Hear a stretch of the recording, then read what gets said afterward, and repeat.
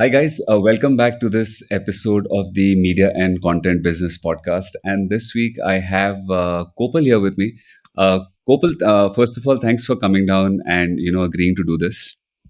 Thanks for having me, Jugal. It's absolutely a pleasure. I'm very excited to have this conversation with you.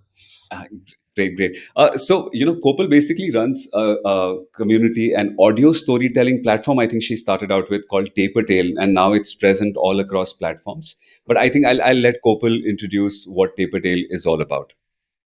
Yeah, so Tail is basically it's a crowdsourced platform for real life personal stories, and as you mentioned, we started as an audio platform. We have a website, but then very soon, I think 3 or 4 months into that, we started making videos also. So now we've been around for 5 years, and yeah, across platforms, short form content. Hopefully soon venturing into long form content. We're basically all about telling stories and as of now real life personal stories, but hopefully soon pivoting to other formats of stories as well. Yeah. Right, right, right. So, okay, Kobal, I just want to understand, that first beginning, because when I go to your website, the call to action is that, okay, if you have a story to tell, just Hmm. record it wherever it is, send it to us via WhatsApp or send it to us on this mail. We'll kind of, if we like it, if we improve it, we'll put it out on our website and on YouTube or wherever we are present.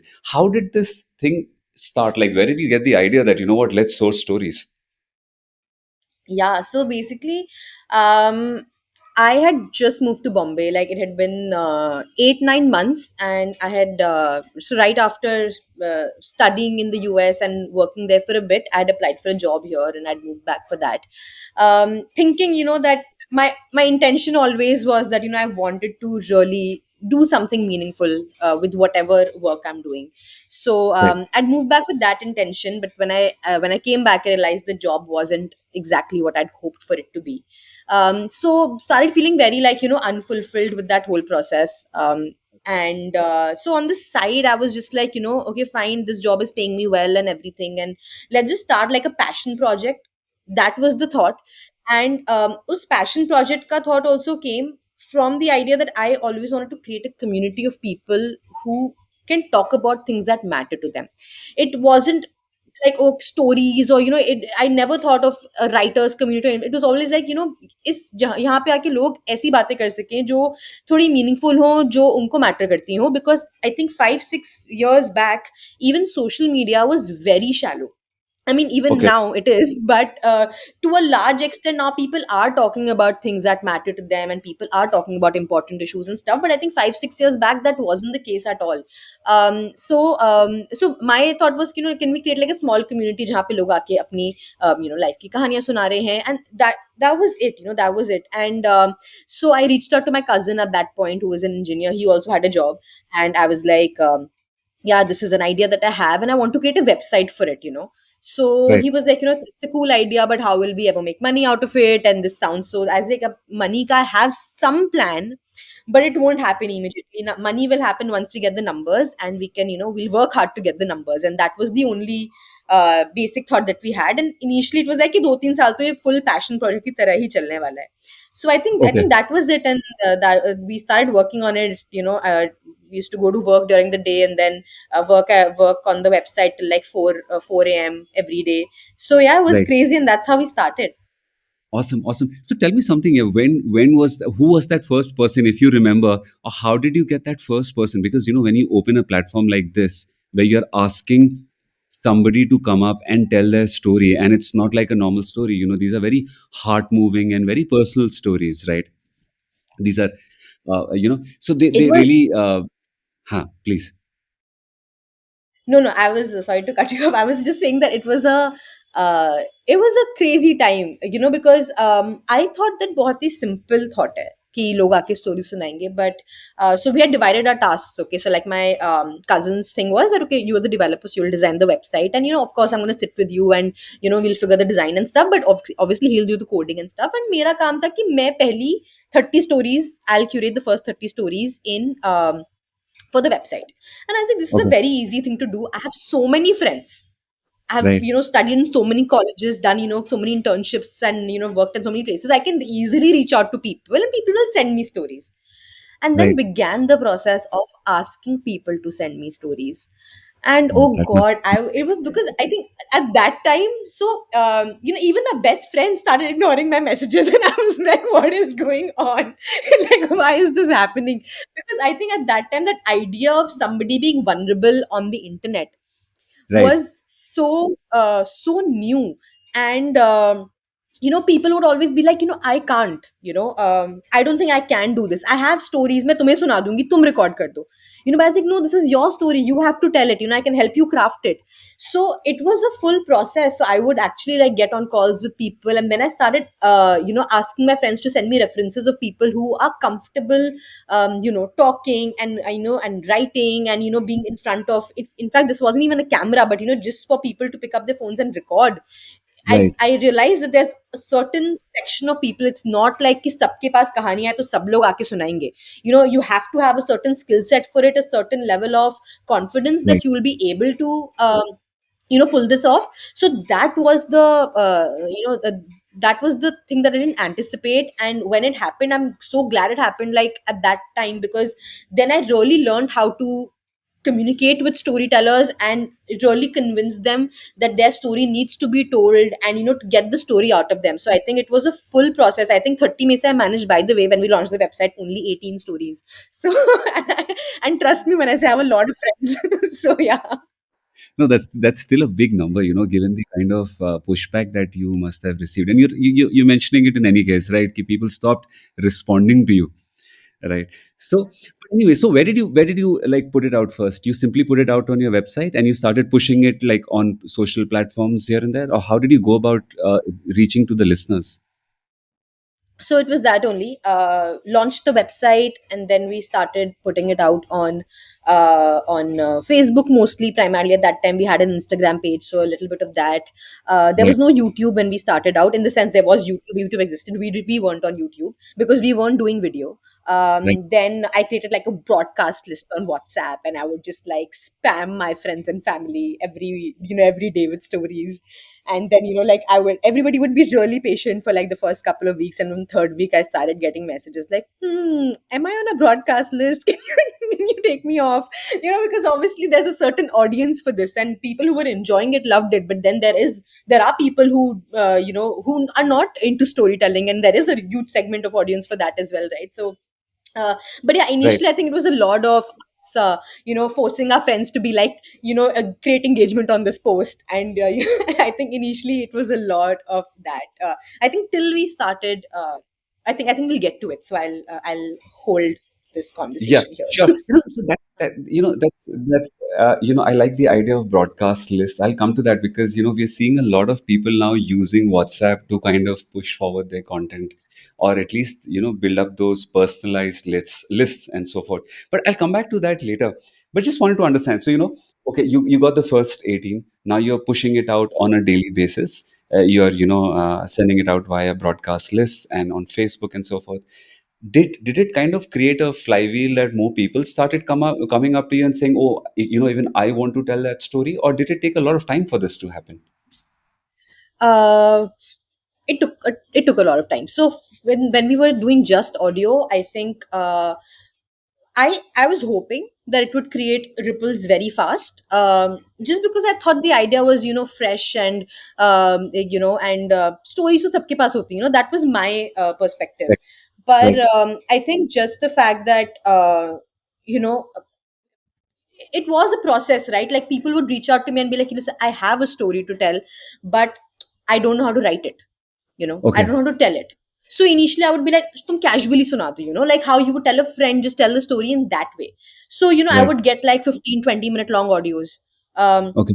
on WhatsApp, and then I would be listening. So initially it was a lot of but if I would find a good story, I would have to get on a call with the storyteller, Okay. make edits to their document. And this I did for a very long time, till we managed to build a community where we had writers and we had performers also come in and share stories. So we had a good mix of both. But initially there was a lot of handholding involved, where people would send me like these long Google documents, and I would be sitting and telling them, ye kato, ye cut karo. And so there was this whole process involved. So initially there was a lot of back and forth with the storytellers. But jo aap bol rahe ho, that were the ripples created, it took a lot of time for that to happen. Any I idea think when we, huh? how much time did it take, Kopal, if you So I remember? think when we started doing events, so our plan, so the initial concept note that I wrote now for Taper Tale, that had events as a category, but Okay, our thought always was like so we launched Taper Tale, like the first 4 5 months was always like, okay, so now we have this, but there's barely like 50 60 people visiting the website, and okay, mostly like our friends. Who will ever buy tickets to our shows? That was always the thought. So we kept dealing that process of uh, doing our first show. okay, But what happened was that I think one of us, I think Ali was the one who basically said, like, why are we waiting? Let's just give it a shot. Let's do a 20 people show. okay. We'll ask our friends only to come for the show, but let's do a show. And then it Kopal, so uh, happened that Kopal, I'm just one thing. Which year did you guys start out? 2017. 2017. And when was this event, that the first thing that you hosted? So this was July end, and we had started working on that like 2016 November. So yeah, so that was the so Okay, so around. when 7 months you had your first event. Yeah, please continue. I just wanted to have the timeline in mind. Yeah. Right. Hmm. So yeah, so we did our first event, and that event was also crazy because we had planned like a 20 seater event at like a cafe, and then I really wanted a comedian to host that event. One thing Okay, I was very clear on was that our stories are very serious, and when an okay, audience comes for a show, they need some sort of a breather between stories, and they need a laugh break, or they need a person who can, take them out of one story and put them in another story, right? So we need a good host. So I was looking for a comedian to host the event, and my roommate at that time was had gone on like one hinge date with Kunal Kamra. So she was like, I'll give you his contact. So I just called up Kunal, and this is a okay. story I love telling because Kunal has been such a pivotal part of this entire journey. And I called Wow. up Okay. Kunal and I was like, hey, we've just launched this storytelling platform. And by the way, storytelling at that time wasn't a buzzword. Nobody was talking about storytelling as an art form. It wasn't a thing Exactly. in the digital medium, right? So I was like, hey, we've launched a storytelling platform and we're doing this event. Will you come host it? And, without a second thought, he was like, yeah, I'll come host it. But my only thing is, you do it at this venue. And that venue was Habitat, basically. So I reached out to Okay. Habitat. And then because, This is Delhi, sorry, this Bombay. was Bombay. This is Okay, Bombay. Bombay. Okay. Yeah, Okay. so we started out in Bombay, and yeah, and then we did the event at Habitat, and because हम Habitat पे कर रहे थे, we were like, this is the great backdrop, and let's just shoot the videos as well, and we'll see what we want to do with them. Right. And we did an event. We thanks to our friends who spread the word, and Kunal Kamra being the host, we managed to sell like 50 tickets, and yeah, and the show was great, and I think that was the first time when I felt that this is something, if it's taken seriously, done consistently, and done nicely and curated well, it Right. can really grow to become big. I think that was the first time that I got that feeling because the audience I saw left with such a beautiful reaction, and I was like, I can replicate this, right? So I think it was that moment for me when I was like, okay, now I think I know how to build this community, and I think I can make it happen types. Right. And I'm assuming it's after this event that you started putting things out on YouTube as well. Yeah, so this is the event where we started putting out things, and yeah, and YouTube is the thing that actually worked for us. The video medium really worked for us. And the other thing that was happening parallelly, so basically one was at that time Geo had suddenly come in the picture. So Okay. suddenly access to internet, YouTube had also really spread. So that was one thing that was happening in terms of numbers that were growing. The other thing that was also parallelly happening that I was unaware of, but it was happening, was the poetry movement. Right, there were certain platforms that had started coming up with artists doing poetry. So Okay. what started happening was that because the art form looked similar, a Right. lot of comedians and poets also started telling stories. Okay. So that is how it actually started growing because a lot of good writers who, of course, like comedians, poets, they're good writers. So when they started crafting good stories and coming and performing on the platform, I think that really worked for us eventually. Okay. Okay. So I think that culture was anyways brewing, and you guys kind of were at the right place and at the right point of time. I'm assuming, right? And of Right. So course, you did. comedy was already good place, but I think poetry was just about starting too. But it was almost like a parallel thing that was happening. But we Right. both like fed off each other in a very nice way. All right, all right. So what next, Gopal? So you had this first event. Now you have this period where you're still working hard to source and to distribute those stories. But how did things start changing after this event? What's the next? What was the next phase for you guys? So I think the next thing was one thing that I got clarity was that partnerships here is very important, whether it's partnerships with good venues, whether Okay, it's partnerships with good vendors to produce stuff, whether it is partnership with good people to host events with. So I think that was the next thing that I started looking out for. Because I mean, making money right now was like whatever money we make out ticketing was mostly like these were mostly loss making shows by the way initially because we would be spending on production also, and then we really streamlined production. I was like very this thing that I don't want to splurge money. I want to cost cut and still find the best way to because I knew that this is a long term game. And by the okay, way, I got fired from my job also. So this was I had to do this like nearly full time, almost immediately after starting. So so I was also in a place where I have to make money fast because I was doing part time jobs to pay my bills. But I also knew that I want to sustain.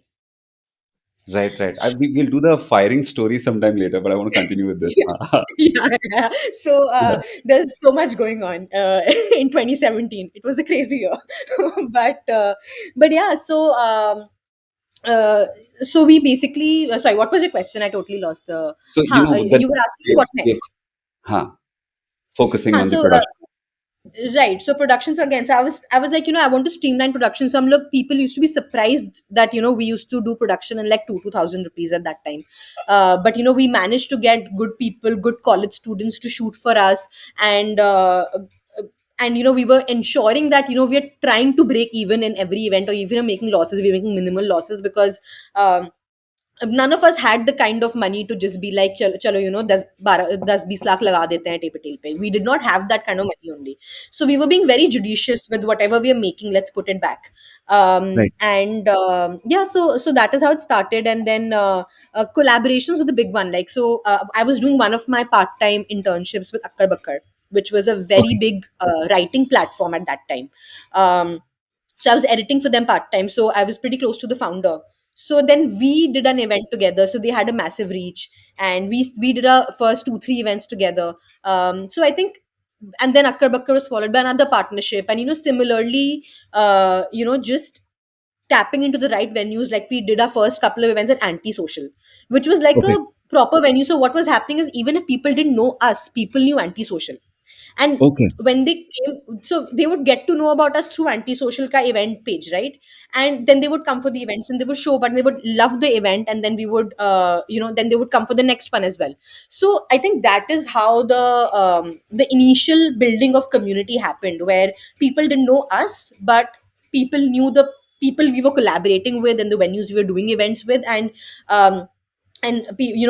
that's how the word of mouth would spread. And initially we were doing crazy things. We would like go to subways and McDonald's and cafes and hang up posters. हम autos वालों को देते थे अपने posters कि आपके auto में कोई भी बैठे हो तो ये बता देना कि ये event हो रहा है. So we did crazy things to spread the word back then, which did not require us to spend any money. So yeah, we were going to colleges and sticking posters and getting in touch with college ambassadors and doing all of those things to make it happen. But I think it finally kick off when our videos started going viral. And then there was then suddenly from getting no emails to getting 100 emails a day, that journey was just insane. And it happened like, organically and slowly, but it happened. And yeah. What was this timeline, Kopal? Which year was that? This pivotal moment where hundreds of emails are coming in. Do you remember by any chance? So I think 2017 end only. So our what happened was that हमने हमारे दूसरे event का video we Okay. did a story called Proud to be Born in India, and we had Okay. released it around 15th August. And it was a story by Mohammad Sadriwala. And so हमारे videos को बिल्कुल views नहीं आ रहे थे. And this was the first story. So basically L U मेरा होता था, हम लोग हर Saturday 11 बजे story release करने का plan बनाया था, जो हम आज तक follow कर रहे हैं. 5 years in, every Saturday 11 a.m. a story goes out. Wow. Uh, Consistent. so Yeah, so I think consistency has been our biggest thing. So so yeah, we had from the first event decided 11 a.m. Saturday till date we're doing it. So again 11 a.m. Saturday on 15th August the story had gone out 2017, and so हम लोग हर दिन ऐसे Saturday को story डालते थे, फिर Sunday को उठते थे एंड वी लाइक कितने व्यूज आए, एंड वी लाइक अच्छा ओ लोग 400 व्यूज आ गए, 450 व्यूज आ गए. So that was always a thing, and then one day we wake up to this story doing 15,000 views on Sunday Okay. morning.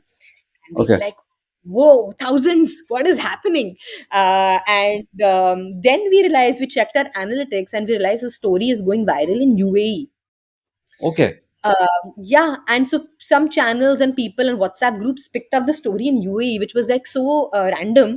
And then we were like, okay, this is damn exciting. And then Facebook pages picked it up and started. So हमारे YouTube video को अभी भी views नहीं आ रहे थे. YouTube videos were still as like 20,000, 25,000, but the story was literally circulating within our WhatsApp groups. Like one of my dad's friends sent the story to my father, and he was Okay. like ये तो टेपिडल का logo है. And that time my family was also just like, they didn't understand exactly what I was doing, or they were just like, what is this? So even they were just like ये क्या हो रहा है? Right. But हाँ, and then um, I think because Facebook हर जगह viral हुए, and then people kept looking for that story everywhere, it really hit off on YouTube. And I think when that happened, then obviously, one video going viral in the description, maybe had written, if you want to send your story, um, email us over here, WhatsApp us over here. So उस वक्त obviously there are numbers, but it does not really replicate to people buying tickets or people actually sending stories. But this was a process. There was one video after the other, and then being consistent, and YouTube recommending it because one video has gone viral. So I think by the end of 2017 is when I can say that we were getting. I was comfortable from the POV of curating my 10 storytellers from the event for the event. उतना comfort level आ गया था. But Okay. I think proper to, I think 2018 was, I think, our year when I can say that we were doing really well on YouTube in terms of numbers. Suddenly we were hitting a lot of millions, and Okay. we were getting a lot of stories also. So yeah. Right. Right. And how many events do you guys like do? Is it like once in a month or two in a month, or how does that work out? Is there any Yeah, so typical number? basically, before the pandemic, as life has been divided now, so Yeah. pre-pandemic, we Yeah. were doing a lot of events actually. Okay. So we started out with one event a month, that was and Bombay. 2017 was all Bombay. Right. 2018, I think we tried our first event in Delhi. Right. But by 2019, we had actually launched multiple properties. So Kahania is our main IP, which we've been doing since day one. So the event that we did with Kunal Kamra was also called Kahania. So that Okay. IP still exists, and we've been doing it regularly. But 2019 में we had launched multiple IPs. So कहानियाँ का we were doing at least two shows in different cities. So one was Bombay, one we would travel to another city. Then we were doing Right. these gigs called House of Stories, which were like house events where people would give us their living rooms and we would host storytelling sessions over there. So iska to we were doing close to 8-9 events a month. Okay. And then we were also doing these dark room series events, which was like anonymous storytelling, and that also we were doing one event every 2 months. So yeah, and we had also started an online series. वो अभी तक हम करते हैं, Monday open mic. So we had started virtual before the pandemic had started.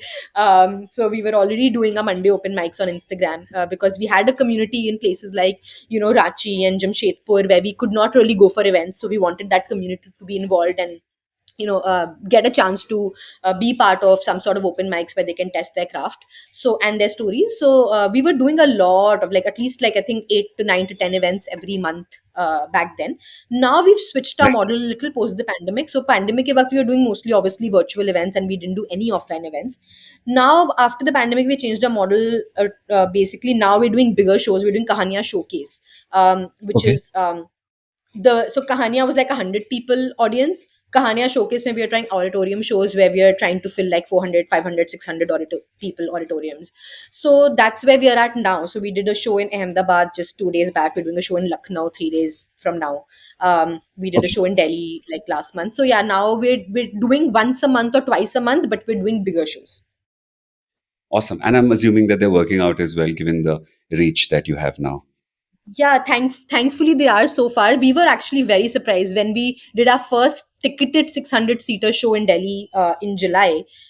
We were Right. very skeptical to book an auditorium because obviously the auditorium also takes an upfront fee, and there's all those things, and there's a risk involved that you do a 600 seater show and 200 people show up, and then there's the empty auditorium that's awaiting you.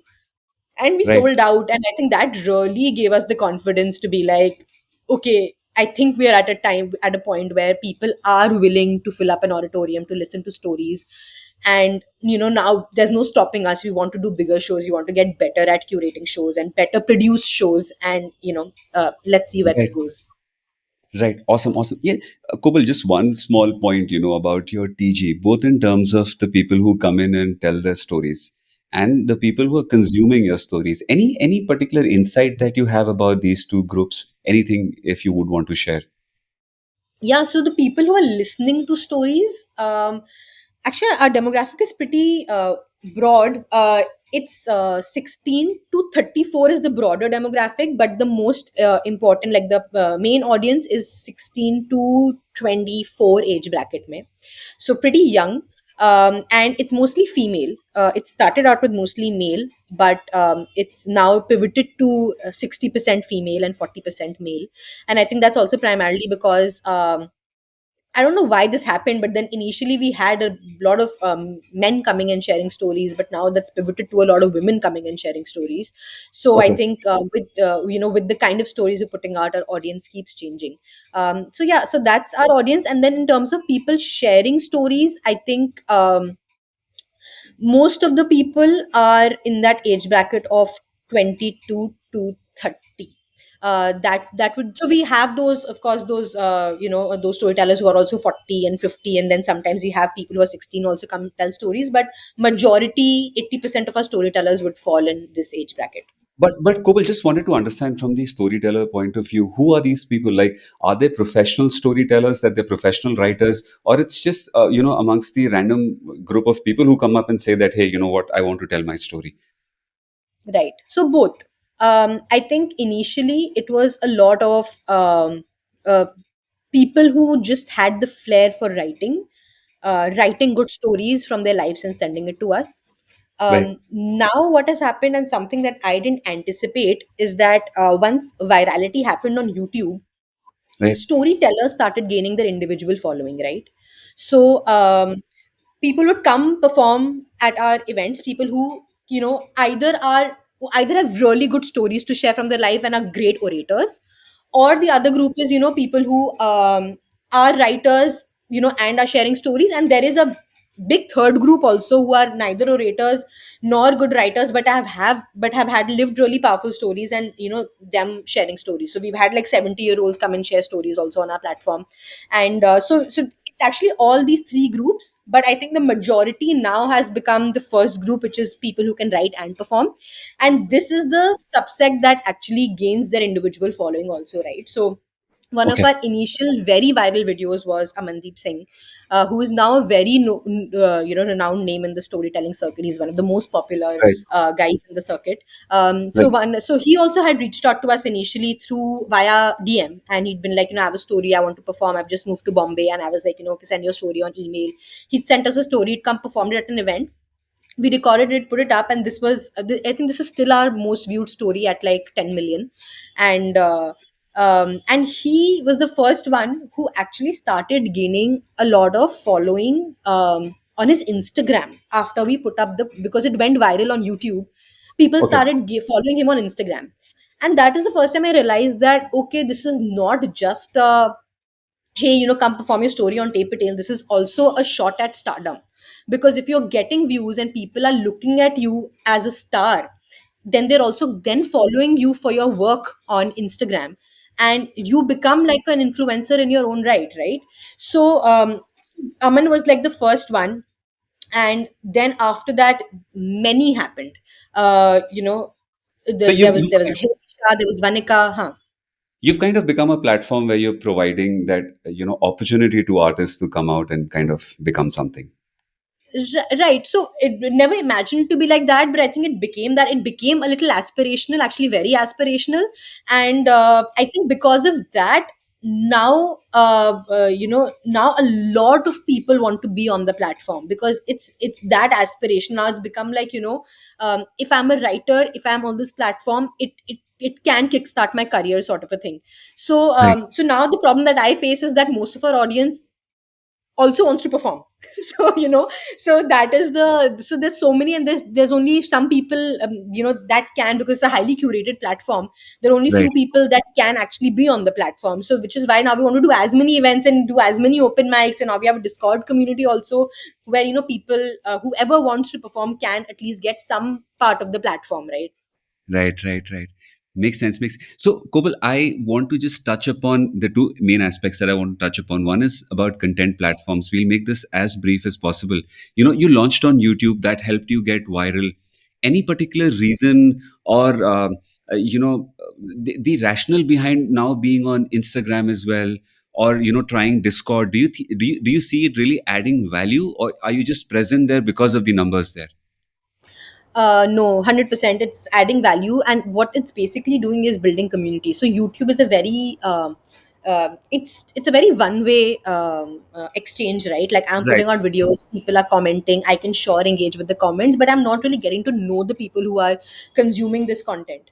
right, Which is why Discord happened. Discord is a way for me to be like, hey, if you are a if you are really into the community, if you really love storytelling, here's a chance for you to get to know other people who also enjoy this art form, and we are going to work with you to better your craft also. So we have sessions with storytellers on Discord. We have panel discussions, we have open mics where people can actually come and perform. So that is why Discord happened. And I think Instagram right now, Instagram is the Instagram is basically a place where a lot of brands are also getting attracted to, where the right. numbers are really mattering. So You I want you think want to take Instagram. a break?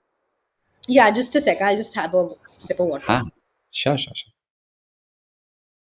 Uh, cool. We're back.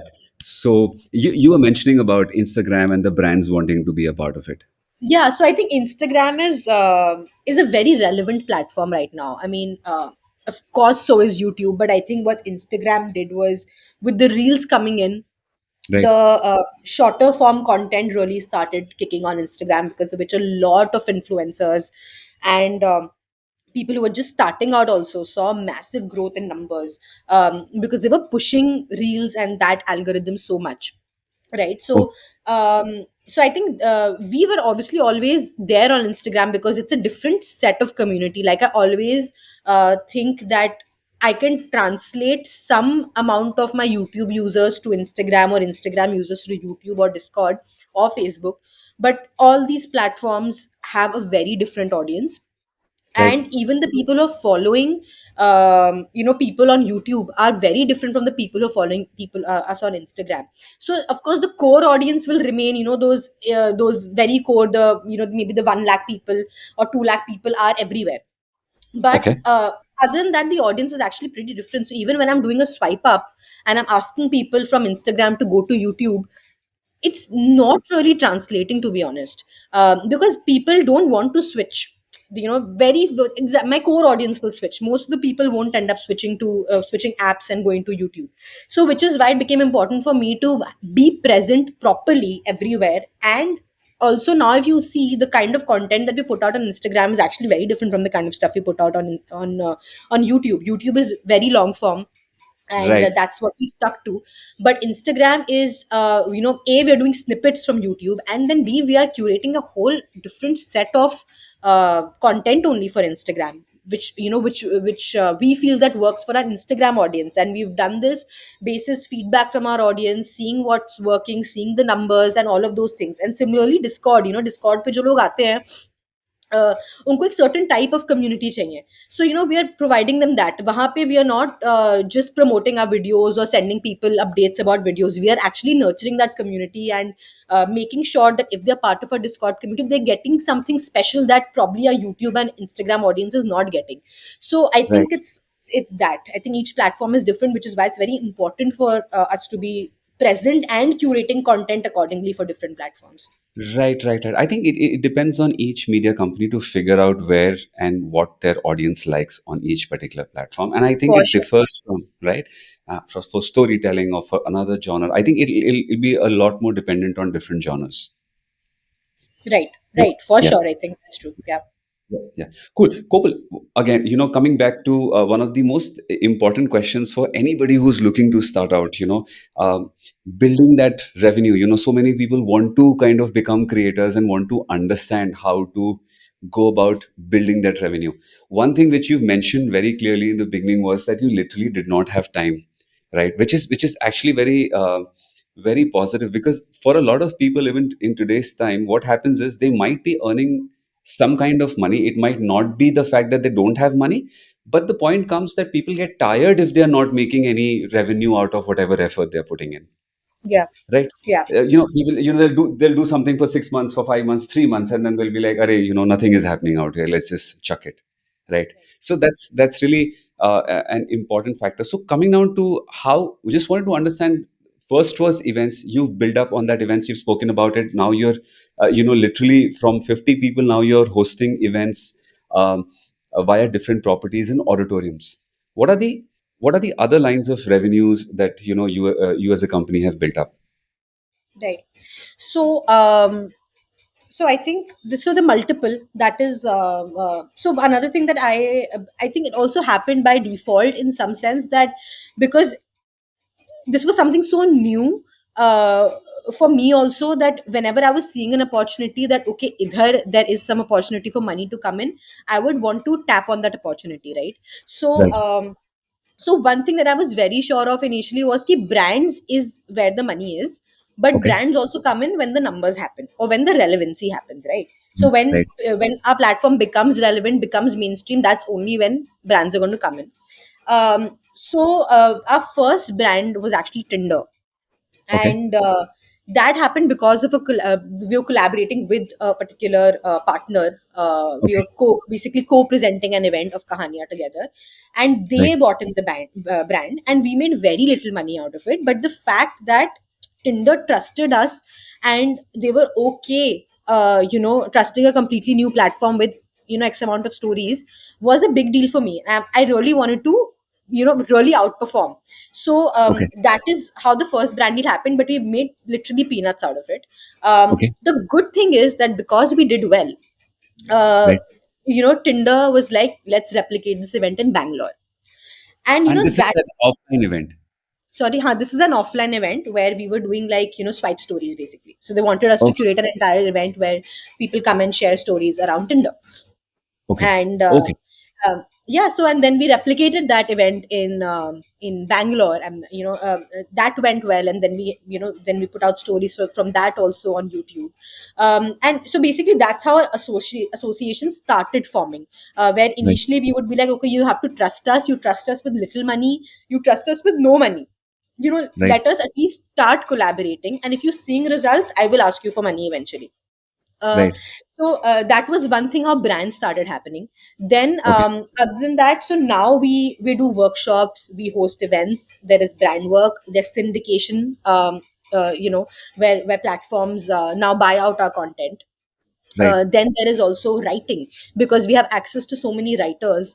When a brand comes to us and says we need a writer for a particular project, so whether it is an ad film, or whether it is for a marketing campaign on YouTube, or whether it is for a film or for a web series, we have access to these writers that now we can provide to whoever requires that from us.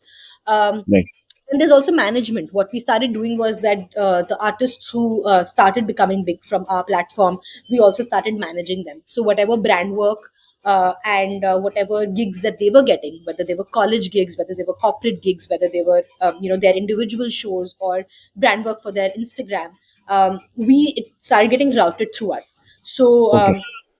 so these are like the multiple revenue streams that we have as of Okay. today. Okay. But yeah, it started out. I think we started, like, I think it took us up to, I think I worked for 2 years with my part-time jobs and Tape Tail, and then I Right. let go of one, and then I let go of the other. So it took me like 2.5 years to come to a point where I can be like, अच्छा चलो मैं rent तो pay कर सकती हूँ, So Okay. yeah, it was a process. Cool. Cool. ठीक है. So, Kopal, just wanted to okay. Coming back, just wanted to understand one small thing. How big a big a team are you guys? So right now, we are 7 people, and Right. how we basically function is, these 7 people are doing the everyday things, but when we do have an event that comes in, or we have a brand work or a project that comes in, I always end up hiring people for it. So we have like a property called Stellar, which is a college property that we do 3 years 3 months at the beginning of every year. So at that Okay. time I hire 3 more people or 2 more people who become community managers for Stellar, and then they basically leave us. So there are a lot of part-time people, there are a lot of freelancers. We don't have any in-house content creators or writers, because we mostly manage them, or we mostly work with them on project basis. So these 7 people are essentially managing the day-to-day things, like the curation, going through the emails. Now we are starting to hire like an we've actually already had just hired like 2 people to do sales for us. So for the first time we're doing outreach, outgoing sales. Abhi tak mostly it was all incoming, and now we're putting an effort to actually reach out to brands and corporates and colleges, and get started with that aspect of things. And kind of develop some properties with them depending on the brand Right. and depending on the college. Exactly. Exactly. Right. Makes sense. Makes sense. I think Kopal, this has been a great conversation. I'm not going to take more of your time. And once again, I would like to thank you for coming down here, and thanks for sharing your learnings and your journey. And Thanks, wishing you and Kunal. yeah, and wishing you and Taperdale all the best for the future. Thank you so much. This was a lot of fun. Thank you for having me. Thanks. Thanks.